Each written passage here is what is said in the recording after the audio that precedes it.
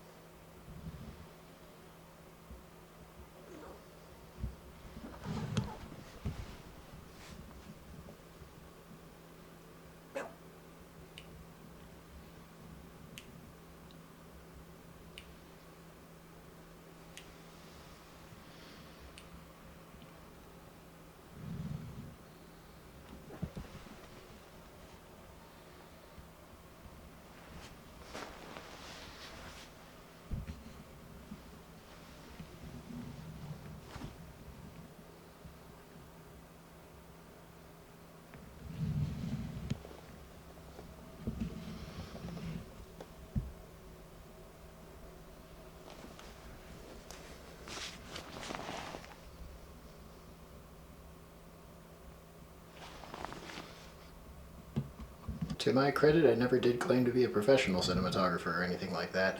I've just got a fancy camera. I'm not even using the good lens, I'm just using the...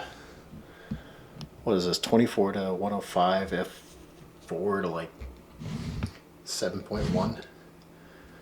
So it's not a really good lens, it's just that it can get really, really close up with the focus. Yeah, the L lens would not be able to get this close. Hi. I need that. I need that.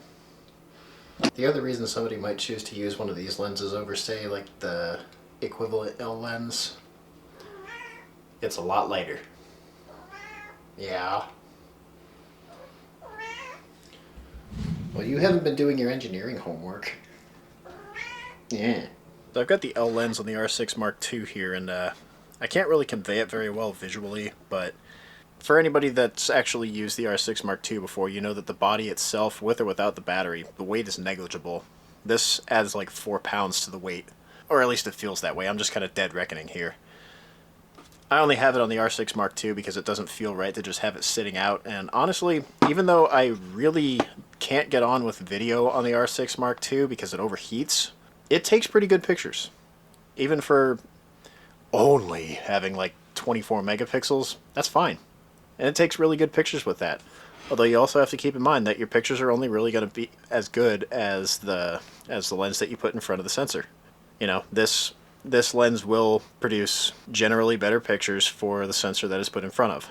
It's not like a night and day difference between this and the lens that I have on the R5C. The one on the R5C actually isn't all that much of a junker. It's just that it's a cheap lens that I bought because it's lighter and is able to focus really close up. This one right here can't really get that much closer than like, I don't know, 6 inches or so. But what you lose in close focusing and what you get in extra weight, it makes up for by having an f4 relative aperture throughout the entire focal range of the lens. So this one would be better if you are planning on zooming in crappier light. I gotta be careful now because this right here, this is how you break expensive video equipment. Anyway, the zoom thing doesn't really make that much of a difference to me because I don't really plan on using this camera in crappier lighting. That's kind of a subjective term. Basically, if I was using this like at night, usually there would be incidental lighting to keep the scene visible. You know, street lights, house lights, building lights on commercial fixtures, stuff like that. Most of the time when I'm taking video, there is some kind of light. And if I do have to shoot in pitch dark, well, f4 is not going to do shit for me, but I've also got a Canon XF605 with infrared night vision. It's basically exactly the same thing as Sony's Night Shot. So, you know, I don't really have to think about that too much, but also, you may have seen in the mirror shot, this camera, I've got a battery thing mounted to the top of it. That adds a not insignificant amount of weight to this thing. I'd still be able to handhold it like this. Not that I would want to, but I could still handhold it like this with that lens, but that's because I've been working very physically demanding jobs over the last 6 or 7 years, so I've got the arm strength to pull it off. Most people would probably go for smartphones or like the DJI Osmo Pocket 3 or something like that.